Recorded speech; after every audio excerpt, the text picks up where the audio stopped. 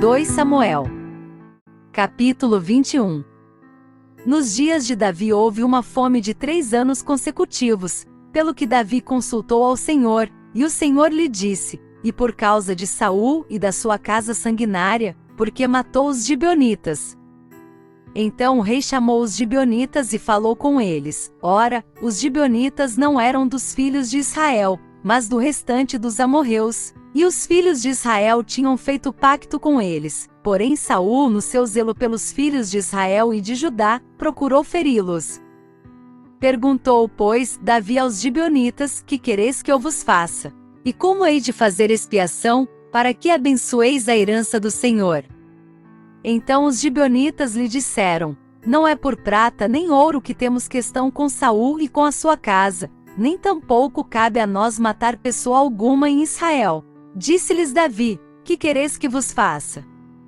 Responderam ao rei: quanto ao homem que nos consumia e procurava destruir-nos, de modo que não pudéssemos subsistir em termo algum de Israel.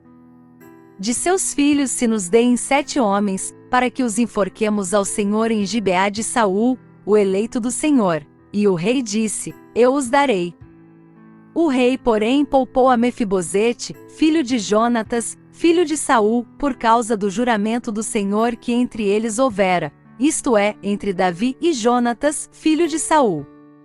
Mas o rei tomou os 2 filhos de Rispa, filha de Aías, que ela tivera de Saul, a saber, a Armone e a Mefibosete, como também os 5 filhos de Merabe, filha de Saul, que ela tivera de Adriel, filho de Barzilai Meolatita.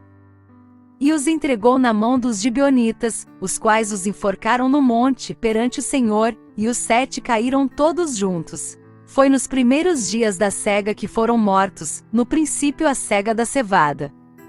Então Rispa, filha de Aías, tomando um pano de cilício, estendeu-o para si sobre uma pedra e desde o princípio da cega até que a água caiu do céu sobre os corpos, não deixou que se aproximassem deles as aves do céu de dia, nem os animais do campo de noite. Quando foi anunciado a Davi o que fizera Rispa, filha de Aías, concubina de Saul, ele foi e tomou os ossos de Saul e os de Jonatas seu filho, aos homens de Jabes de Gileade, que os haviam furtado da praça de Bet-San, onde os filisteus os tinham pendurado quando mataram a Saul em Gilboa. E trouxe dali os ossos de Saul e os de Jonatas seu filho, e ajuntaram a eles também os ossos dos enforcados. Enterraram os ossos de Saul e de Jonatas seu filho, na terra de Benjamim, em Zela, na sepultura de Quis, seu pai, e fizeram tudo o que o rei ordenara. Depois disto Deus se aplacou para com a terra. De novo tiveram os filisteus uma guerra contra Israel. E desceu Davi, e com ele os seus servos, e tanto pelejara contra os filisteus que Davi se cansou. E Esbi-Benob, que era dos filhos do gigante, cuja lança tinha o peso de 300 siclos de bronze, e que cingia uma espada nova, intentou matar Davi. Porém Abisai, filho de Zeruia, o socorreu, e ferindo ao filisteu, o matou. Então os homens de Davi lhe juraram, dizendo: nunca mais sairás conosco à batalha, para que não apagues a lâmpada de Israel. Aconteceu depois disto que houve em Gobe ainda outra peleja contra os filisteus, então Sibecai, o Uzatita, matou Seife, que era dos filhos do gigante. Houve mais outra peleja contra os filisteus em Gobe, e Euanã, filho de Jaaré-Oregim, o belemita, matou Golias, o giteu, de cuja lança a haste era como órgão de tecelão.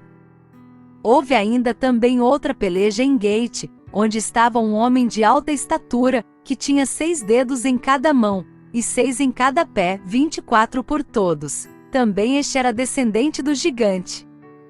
Tendo ele desafiado a Israel, Jonatas, filho de Simei, irmão de Davi, o matou. Estes 4 nasceram ao gigante em Gate, e caíram pela mão de Davi e pela mão de seus servos.